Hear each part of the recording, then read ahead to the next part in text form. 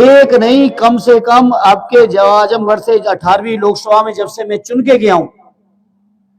अभी 8-9 महीने हुए हैं, ये तीसरा सत्र बैठा है चुनने के बाद, कम से कम 50-60 सवाल पूछ चुके हम दलित पिछड़ों के हक और अधिकारों के नाम पर,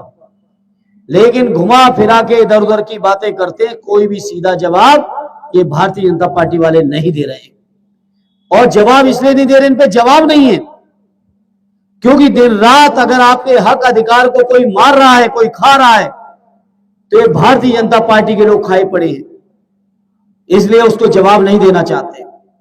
लेकिन आज इस मौके पर मैं अपने सगड़ी के साथियों आपको विश्वास और भरोसा दिलाता हूं। बहुत उम्मीद, विश्वास और भरोसे के साथ आपने हम समाजवादियों को ताकतें दी हैं और लगातार आप दे रहे हो। इसलिए मैं अपनी पार्टी की ओर से, आदरणीय राष्ट्रीय अध्यक्ष जी की ओर से आपसे कहना चाहता हूं, जब तक दलित पिछड़े भाइयों के, अपने मुसलमान भाइयों के, अपने आदिवासी भाइयों के हक अधिकारों को सुरक्षित नहीं कराएंगे, तब तक हम समाजवादी लोग चैन से नहीं बैठेंगे। चाहे जितना संघर्ष करना पड़े, सड़कों पर, विधानसभाओं में, लोकसभाओं में, हर स्तर का संघर्ष करेंगे और अपने लोगों का मान सम्मान, स्वाभिमान, हक अधिकार, भागीदारी जो बाबा साहब भीमराव अम्बेडकर जी हमें आपको संविधान में देके गए, उस भागीदारी को दिलाने में हम लोग अपनी ओर से कोई कसर नहीं रखेंगे। ये मैं अपने सभी साथियों को, सगड़ी वासियों को भरोसा दिलाना चाहते हैं। इसलिए आज के इस मौके पर कहना चाहता हूं मेरे सगड़ी के लोगों, ये लड़ाई यही नहीं है कि आपने लोकसभा जीत ली और लड़ाई आपकी पूरी हो गई, या डॉक्टर साहब को विधायक बना दिया, लड़ाई आपकी पूरी हो गई। ये लड़ाई अभी आपको लंबे समय तक लड़ना पड़ेगा,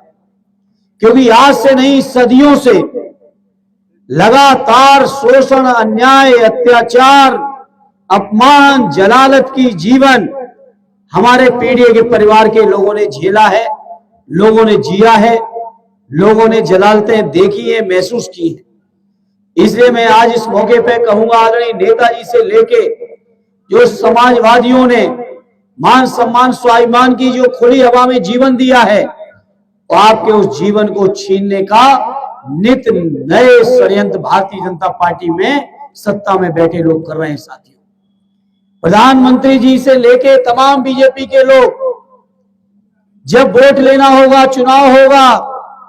तो लंबी लंबी बातें करेंगे कि हम पिछड़े हैं,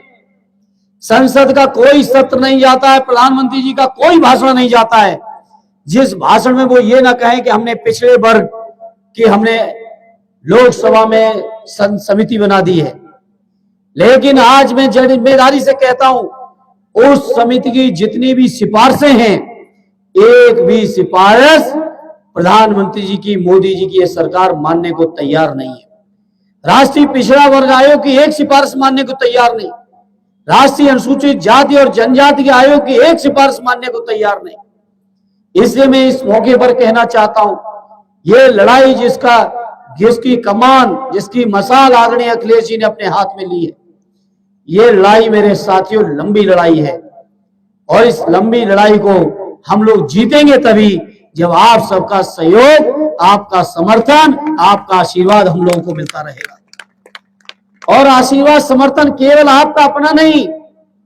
जहां तक आपका संपर्क हो, अपने गली में, मोहल्ले में, गांव में, पड़ोस में, रिश्तेदारी में, बाजारों में, चट्टी पे, चौराहे पर, जहां तक आपकी क्षमताएं हों, वहां तक जब माननीय अखिलेश जी की नीतियों का प्रचार और प्रसार करते रहेंगे, तो हम आपको भरोसा दिलाते हैं कि हमारे आने वाले जो कल है, जो आने वाली पीढ़ी है, उस पीढ़ी को ये लड़ाई लड़ने की जरूरत नहीं पड़ेगी। कम से कम हम लोग हक, अधिकार और सम्मान और स्वाभिमान दिला के